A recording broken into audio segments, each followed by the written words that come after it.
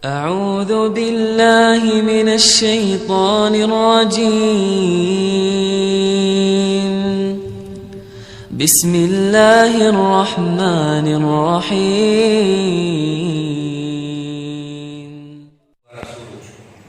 اللهم صل على سيدنا محمد وعلى آله وصحبه أجمعين. أما بعد، فقد قال الله سبحانه وتعالى في كتابه الكريم وهو أصدق القائلين. أعوذ بالله من الشيطان الرجيم. بسم الله الرحمن الرحيم. فإذا سألك عبادي أني فإني قريب أجيب دعوة الداعي إذا دعاني. Apabila ada di antara kalian bertanya tentang aku, sampaikan kepadanya bahwa aku sangat dekat kepadanya. Niscaya aku mengabulkan doanya orang-orang yang berdoa apabila dia berdoa. Shadaqallahul Azim. Maha benar Allah dengan segala firman-Nya. Ibu bapak, saudara-saudara sekalian yang insya Allah dimuliakan dan dirahmati oleh Allah Subhanahu wa Ta'ala. Suatu ketika Sulaiman alaihissalam lagi duduk-duduk dakwah. Tiba-tiba datang seorang tamu tak diundang. Assalamualaikum ya Rasulullah. Nabi Sulaiman, waalaikumsalam warahmatullahi wabarakatuh. Tamu masuklah tadi tamu. Nabi melanjutkan ceramahnya. Belum selesai Nabi ceramah, tiba-tiba tamu tadi minta izin. Ya Rasulullah, ada pekerjaan saya penting, tidak bisa ditunda, tidak bisa juga dimajukan. Saya mohon izin pamit. Nabi katakan silakan. Berangkatlah tamu tadi. Sepeninggal tamu tadi, Nabi bertanya kepada seluruh sahabatnya yang hadir, jamaah. Saudara-saudara sekalian, ada yang tahu itu tadi tamu? Tidak ya Rasul, Anda yang beritahu. Nabi menjelaskan, itulah tadi yang memisahkan dengan segala orang yang kau cintai. Itulah tadi yang memisahkan engkau dengan harta yang kau miliki di dunia. Itulah tadi yang memisahkan antara jasad dengan rohmu. Dialah malaikat pencabut nyawa, yang setiap kali datang pasti ada yang ingin diambil. Kalau dia datang pasti ada diambil. Dan sebelum dia ambil, dia tidak akan kembali. Tidak kembali itu sebelum diambil dari dunia. Saya berkata begitu, tiba-tiba Nabi Sulaiman selesai, ada anak muda di belakang, diangkat tangannya. Ya Rasulullah, itu malaikat pencabut nyawa. Ya, tidak kembali sebelum diambil yang diinginkan. Betul, mati saya. Kenapa? Semenjak dia datang sampai pulang saya terus dia lihat. Ya, terus mata saya sampai dia pulang. Kata Nabi Sulaiman, hati-hati kau, barangkali kau yang diinginkan. Ya Rasulullah, jangan main-main. Bawa saya jauh sampai dia tidak dapat saya.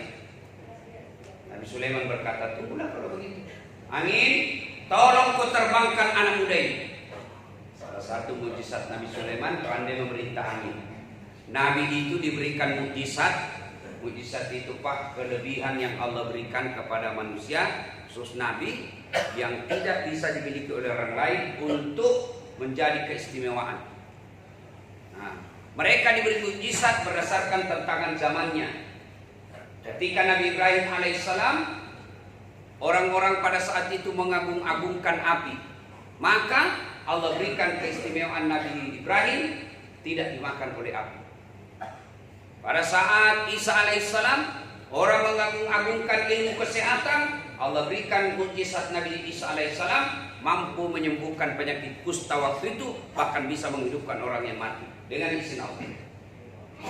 Pada saat itu orang Nabi Sulaiman mendewa-dewakan angin, bahkan menyembah angin. Nabi Sulaiman memberi mujizat perintah itu angin, tentu dengan izin Allah. Anak muda, bawa ini, angin, bawa dia terbang ini. Siap, diterbangkanlah dia kiri kanan, lurus. Pas jauh dia bilang, sudah jauh saya tadi kurang ajar, tadi dapat lagi saya tadi dua. Maka sekali-kali kita angin ini turun. Pas turun, baru satu langkah diinjakkan kakinya di tanah, ketemu itu tadi tamu. Dari mana kau? Kenapa saya tinggalkan majelis tadi? Karena di sini takdirmu harus mati. Dia hindari kematian, dia jauhi kematian niatnya, tapi ternyata dia datangi kematian. Nah, ibu bapak, saudara-saudara sekalian, kisah sederhana ini menunjukkan kebenaran firman Allah, kullu nafsin sa'iqatun maut. Semua yang hidup pasti akan mati. Mati tidak harus tua dulu. Mati tidak harus sakit dulu. Mati pasti datang. Asal ada nyawa dalam diri kita, pasti mati. Al-mautu babu, mati adalah pintu yang setiap kita pasti melewatinya. Ini bapak-bapak ini, muka-muka calon mati semua bapak.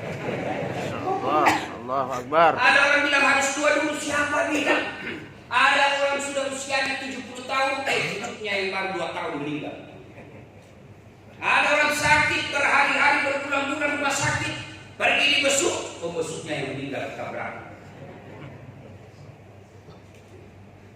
Yang jadi masalah bagaimana keadaannya orang. Itu aja. Ada orang meninggal dalam keadaan mabuk, ada orang meninggal dalam keadaan berzina, ada orang meninggal dalam keadaan berjudi, ada orang meninggal dalam keadaan rampok, macam-macam. Kita minta kepada Allah, mudah-mudahan kita meninggal dalam keadaan sunnah. Salah satu cara agar itu bisa tercapai, biasakanlah doa. Apalagi bapak-bapak ini yang sudah pensiun, sudah membangun sekali mau, ya bapak-bapak. Ya Allah biha, ya Allah biha, ya Allah bihusul halimah, ya Allah biha, ya Allah biha, ya Allah bihusul halimah. Atau ada doa yang dibaca, ada itu di buku-buku tahlil. Kalau bapak biasa lihat buku tahlil, di belakangnya itu ada doa yang namanya doa selamat. Judulnya yang berkaitan dengan kematian ada di situ. Taubatan qablal maut, wa rahmatan indal maut, wa maghfiratan ba'dal maut. Allahumma hawwin alaina fi sakaratil maut. Itu doa. Ya Allah, berikan saya kesempatan bertobat sebelum mati. Insyaallah. Dirahmati ketika dicabut nyawanya. Karena orang dicabut nyawanya bukan permainan biasa. Idris alaihissalam pernah melakukan proposal permohonan kepada Allah. Ya Allah, beri saya rasakan sakitnya mati. Saya mau ingin rasakan bagaimana sakitnya mati. Allah berfirman, baiklah, cabut dulu nyawamu. Cabut nyawanya, dengan izin Allah, wafat, dihidupkan kembali. Setelah hidup, ditanya seluruh sahabatnya, saudara-saudara sekalian, kau mau tahu rasanya sakaratul maut? 1000 kali kita dikuliti hidup-hidup baru sama. Ingat ketika Rasulullah SAW wafat, dicabut rohnya, keluar keringat-keringat beliau, biji-biji keringat keluar di pelipis beliau, di muka beliau keluar keringat. Lalu Jibril balik ke belakang dan Jibril berkata, Nabi berkata, ya Jibril, kenapa kau palingkan wajahmu? Apa kau jijik melihat saya? Apa kau jijik melihat wajahku? Tidak ya Muhammad. Dek lemuk nyawaku, minta diruduk nyawamu. Tidak tega saya melihat engkau dicabut nyawamu ya Muhammad. Lalu Nabi berkata, ketahuilah Jibril, andai saja Allah tidak menyayangiku, andai saja Allah tidak cinta kepadaku, maka aku akan rasakan betapa sakitnya sakaratul maut. Itu Nabi. Apalagi kita yang sholatnya sekarang-kadang lebih banyak tinggalkan daripada itu. Maka kita mohon kepada Allah, taubatan qablal maut, wa rahmatan indal maut, wa maghfiratan ba'dal maut. Ya Allah, berikan saya kesempatan bertobat sebelum mati, ringankan ketika dicabut nyawaku, dan ampunilah saya setelah wafat ya Allah. Ini kalau doa dikabulkan Pak, aman kita. Taubat sebelum mati. 70 tahun umurnya, 60 tahun baru bangsa, 65 tahun setengah bangsa, 5 tahun sebelum ajal menjemput, dia gunakan untuk kebaikan. Yang 5 tahun ini yang disebut husnul. Kita minta kepada Allah, ringankan ketika dicabut nyawaku. Karena mencabut nyawa, orang keluar nyawanya Pak, bukan pekerjaan yang gampang. Saya macam-macam lihat orang sakaratul maut. Bapak pernah lihat orang sakaratul maut? Pernah? Saya sering. Karena kalau ada orang mau meninggal, siapa kita cari? Nah, Kapolres. Nah, siapa Bapak cari? Pak Camat. Siapa yang Bapak cari? Ustaz. Makanya yang kepada ngiting itu Ustaz. Nah, kadang-kadang ada nanti Anda butuhkan. Ketika Bapak wafat, siapa yang minta datang untuk bacakan kita doa? Hah, anggota DPR? Dia aja juga datang berdoa. Ayo. Macam-macam orang. Yang paling mengerikan saya ingat, Pak, rumah sakit di Makassar. Saya pergi besuk kakak saya, tetangga kamarnya, tidak bisa meninggal, lama sekali, Pak. Lihat-lihat orang sakaratul maut, Pak. Itu kan tenggorokannya naik turun. Coba lihat. Kenapa begitu? Coba lihat. Kenapa bisa begitu? Karena orang sakaratul maut itu haus. Bahkan Nabi sampaikan, andai saja kau diberikan air seluruh yang ada di laut, tidak akan mampu mengobati rasa haus. Dan pada saat kita haus itu, datanglah malaikat. Tapi sebelum datang malaikat, iblis dulu yang datang. Iblis tahu, ini terakhir saya goda si jasad. Maka datang iblis laknatullah alaih berupaya menggoda kita. Karena ini detik-detik menentukan. Maka datanglah iblis. Cuma yang di samping tidak melihatnya. Ya, ada saat kau haus. Ya, haus sekali saya ini. Iblis berkata, tenang Mas Bro. Tenang, ini ada air saya bawakan kamu. Lalu saya berkata, kalau begitu cepat kasih saya. Kata iblis, tunggu dulu. Saya kasih kau ini air, ada syaratnya. Lalu saya bilang, apa syaratnya? Dia bilang, gampang. Kau bilang menyesal menyembah Allah. Itu aja. Itu aja kau bilang. Kau menyesal menyembah Allah, saya kasih kau ini. Kalau orang baik agamanya, dia akan berkata, ishak ya lain, pergi kau setan. Lebih saya haus sampai mati daripada saya menyesal menyembah Allah. Kau kasih bodoh-bodoh saya lempar. Itu kalau bagus agamanya. Tapi kalau tidak beres agamanya, dia bilang iblis tadi, biar saya tidak tergoda ini. Orang gampang dicoba saja ini tergoda. Saya haus. Nih ada air saya bawakan kamu. Kau bilang menyesal menyembah Allah. Saya tidak bisa, mulut saya tidak bisa bergerak, kaku sudah mulut saya. Setan menyerah tidak. Lalu setan lagi berkata, kalau begitu kau kedipkan saja matamu. Saya bilang, saya menyesal menyembah Allah, kau kedip saja. Tidak bisa lagi, mata saya juga tidak bisa bergerak, kaku saraf saya. Iblis menyerah. Tidak, dia bilang lagi iblis, kalau begitu kau iakan saja dalam hati. Kau bilang saja dalam hatimu, saya menyesal menyembah Allah. Ya, begitu dia katakan iya, datanglah malaikat kembali. Lalu iblis berkata, goodbye, mati kafirlah kau karena kau menyesal menyembah Allah SWT. Kan orang kalau menyesal langsung dihapus sama lamanya. Lalu datang malaikat, cabut dipaksa keluar roh. Keluar roh, teriak-teriak dia.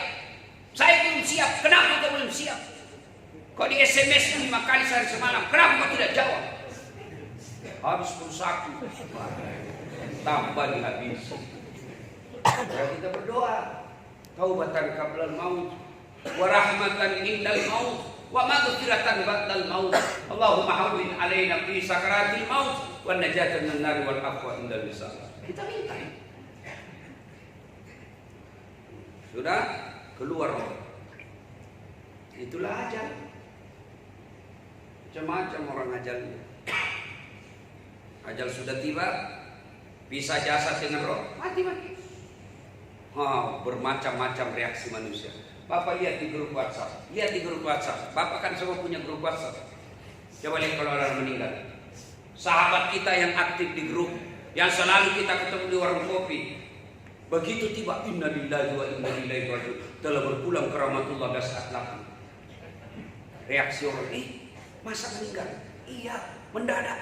Yang benar, masih saya lihat YouTube-nya kemarin. Ya kan? Masa meninggal? Masih ketemu saya di pasar kemarin. Masa ketemu meninggal? Minggu lalu saya ketemu di lapangan basket.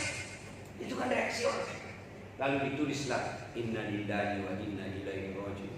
Semoga husnul khatimah. Masih baik, masih ada doa lain. Masih jakit-jakit. Ada juga orang yang tinggal nak copy paste saja. Dia copy paste orang. Itu dia pada selalu berdiskusi sama dia itu. Apalagi ada yang lebih ringan lagi dia lakukan orang. Ide sama yang di atas. Coba lihat orang. Ketika kalian sudah meninggal sudah, kau hadapi masalahmu sendiri, temanmu sudah lupakan kamu. Dalam meninggal, nomor HP tak, nah hapus nih orang. Jangan sampai punya teleponnya. Nah, datang orang terus ikut bela sungkawa.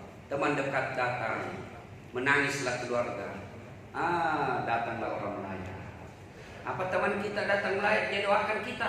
Lebih banyak yang datang cerita dan berwhatsapp.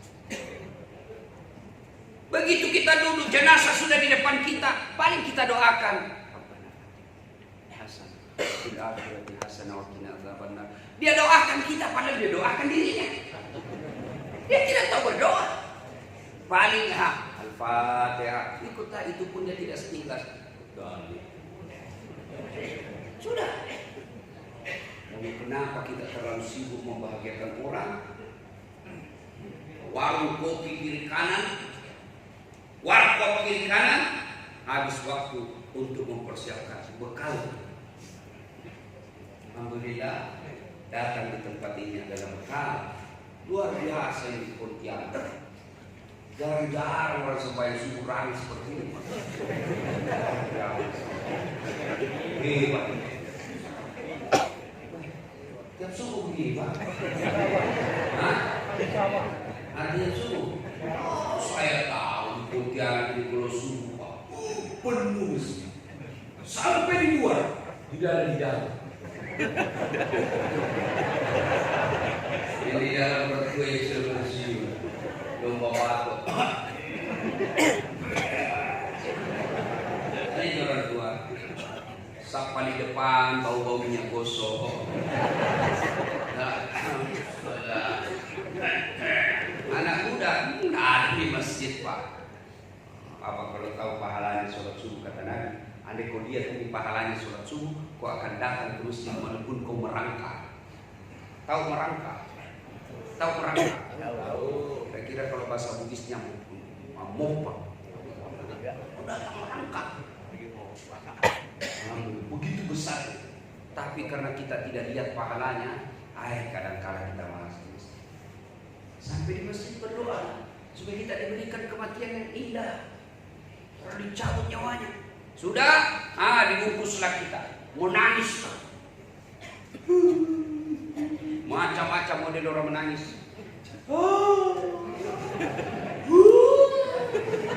Mati Tuhan ibu. Boleh menangis, tapi tidak boleh meraung-raung. Boleh menangis, tapi haram meraung-raung. Mana yang disebut meraung-raung? Mengeluarkan kata-kata tidak menerima keputusan Allah. Kenapa ini suamiku dulu meninggal? Baik betul ini suamiku. Kenapa bukan tetangga dulu meninggal? Pernah meninggal suaminya, istrinya menangis. Kayak orang main musik. Anda dikasih jadi kacapi, jadi sendiri dia.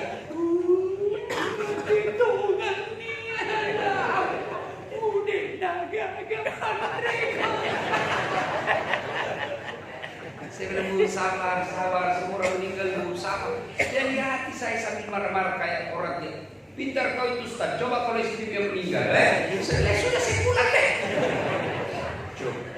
Nah, apa yang kita ucapkan ketika orang meninggal? Alladzi iza asabatul musibah qalu inna lillahi wa inna ilaihi raji'un. Segalanya datang dari Allah, segalanya pun akan kembali kepada Allah. Maka datanglah kita melayat. Kalau Bapak datang melayat, minimal membaca Fatihah. Yang kita datang melayat cuma cerita kejelekan orang. Ini terlalu ibu-ibu. Datang lewat temannya.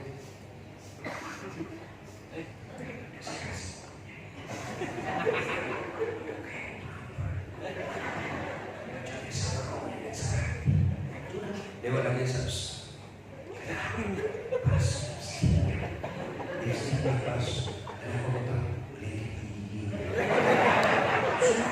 Itu ada jenazah itu di depannya. Lewat lagi temannya, dia lihat mulai masuk. Pasti palsu bilangnya.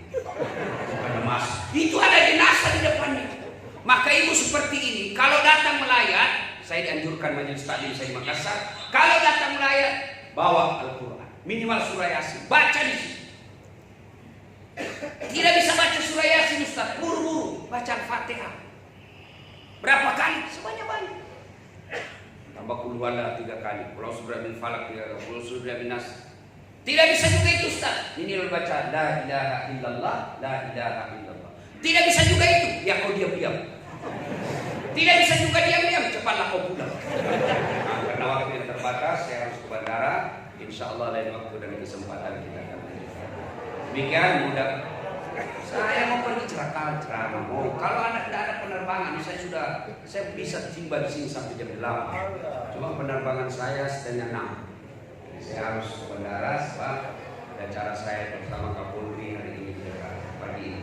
Insyaallah. Mudah-mudahan ada manfaat dan tidak kurang yang dimaafkan. Terima kasih Ustaz Ali, terima kasih. Mudah-mudahan ada manfaat, lebih dan kurang yang dimaafkan. Nun wal kalam bisrul billahi bismillahil haq. Assalamualaikum warahmatullahi wabarakatuh. Waalaikumsalam warahmatullahi wabarakatuh.